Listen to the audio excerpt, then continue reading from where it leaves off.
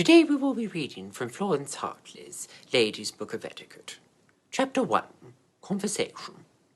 The art of conversation consists in the exercise of two fine qualities. You must originate and you must sympathize. You must possess at the same time the habit of communicating and of listening attentively. The union is rare but irresistible. None but an excessively ill-bred person will allow her attention to wander from the person with whom she is conversing, and especially will never, while seeming to be entirely attentive to a companion, answer a remark or question made to another person in another group. Unless the conversation be general among a party of friends, confine your remarks and attention entirely to the person with whom you are conversing. Steele says, I would establish but one great general rule in conversation, which is this, that people should not talk to please themselves, but those who hear them. This would make them consider whether what they say be worth hearing, and whether there be either wit or sense in what they are about to say, and whether it be adapted to the time when, the place where, and the person to whom it is spoken. Be careful in conversation to avoid topics which may be supposed to have any direct reference to events or circumstances which may be painful to your companion to hear discussed. You may unintentionally start a subject which annoys or troubles the friend with whom you may be conversing. In that case, do not stop abruptly. When you perceive that it causes pain, above all, do not make the matter worse by apologizing. Turn to another subject as soon as possible, and pay no attention to the agitation your unfortunate remark may have excited. Many persons will, for the sake of appearing witty or smart, wound the feelings of another deeply. Avoid this. It is not only ill-bred, but cruel. Remember that having all the talk sustained by one person is not conversation. Do not engross all the attention yourself by refusing to allow another person an opportunity to speak, and also avoid the other extreme of total silence or answering only in monosyllables. If your companion relates an incident or tells a story, be very careful not to interrupt her by questions, even if you do not clearly understand her. Wait until she has finished her relation, and then ask questions you may desire. There is nothing more annoying than being so interrupted. Never interrupt anyone who is speaking. It is very ill-bred. If you see that a person to whom you are speaking is being addressed by another person, never speak until she has heard and replied, until her conversation with that person is finished. No truly polite lady ever breaks in upon a conversation or interrupts another speaker. Never, in speaking to a married lady, inquire for her husband, or if a gentleman ask for his wife. The elegant way is to call the absent party by their name. Ask Mr. Smith how Mrs. Smith is, or inquire of Mrs. Jones for Mr. Jones, but never for your husband or your wife. On the other hand, if you are married, never speak of your husband as your lord, husband, or good man. Avoid also, unless amongst relatives, calling him by his Christian name. If you wish others to show respect, show by speaking him in respectful terms that you do so yourself. Never anticipate the point of a joke of any anecdote told in your presence. If you have heard the story before, it may be new to others, and the narrator should always be allowed to finish it in his own words. To make any sentence from the mouth of another person before he has time to utter it is the height of ill-breeding. Avoid it carefully. Never use the phrase, "What do you call it?" "What's his name?" or any such substitutes for a proper name or place. If you cannot recall the name you wish to use, it is better not to tell the story or incident connected with them. No lady of high breeding will ever use these substitutes in conversation. Be careful to always speak in a distinct, clear voice, at the same time avoiding talking too loudly. There is a happy medium between mumbling and screaming. Strive to attain it. Overlook the deficiencies of others when conversing with them, as they may be the result of ignorance and impossible to correct. Never pain another person by correcting, before others, a word or phrase mispronounced or ungrammatically constructed.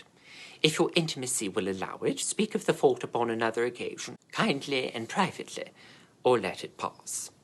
Do not be continually watching for faults, that you may display your own superior wisdom in correcting them.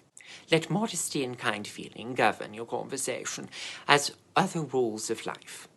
If, on the other hand, your companion uses words or expressions which you cannot understand, do not affect knowledge, or be ashamed of your ignorance, but frankly ask for an explanation.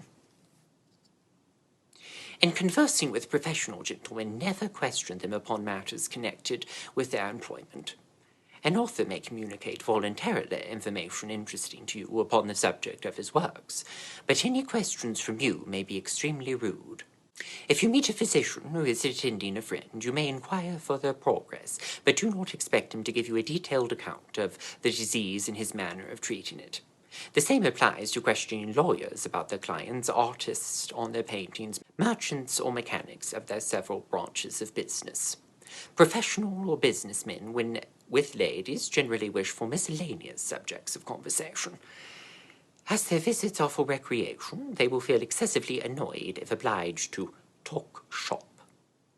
Still, many men can converse on no other subject than their everyday employment. In this case, listen politely and show your interest. You will probably gain useful information in such a conversation. Never question the veracity of any statement made in general conversation.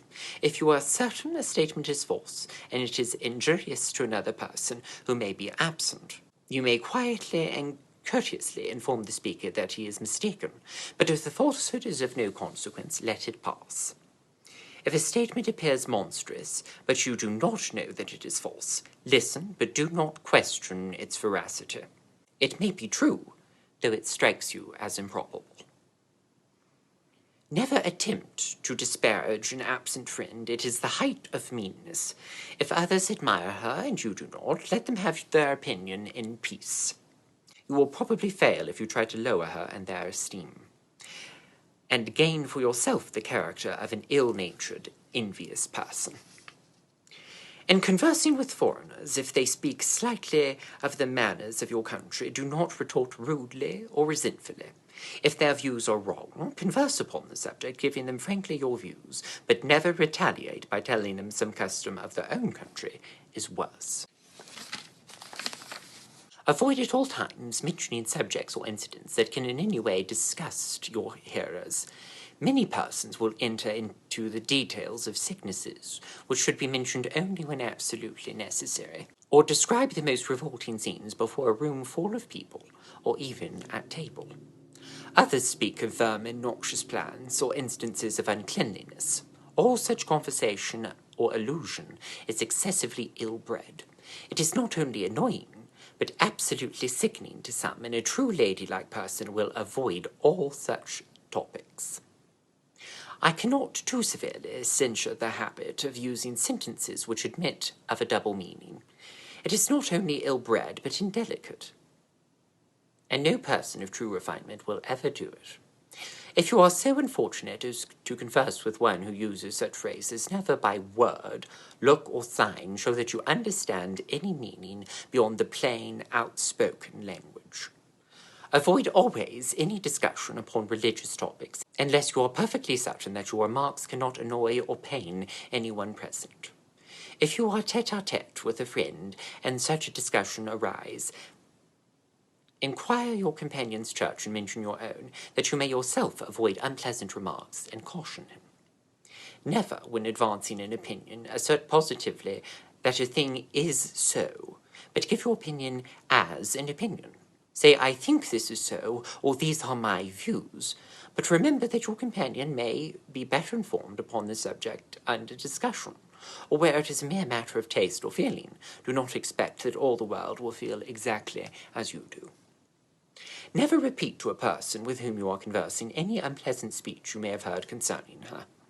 If you can give her pleasure by the repetition of a delicate compliment or token of approval shown by a mutual friend, tell her the pleasant speech or incident, but do not hurt her feelings.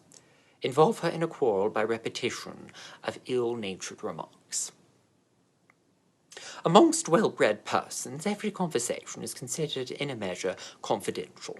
A lady or gentleman tacitly confides in you when he or she tells you an incident which may cause trouble if repeated, and you violate your confidence in much as repetition as if you were bound over secrecy. Remember this.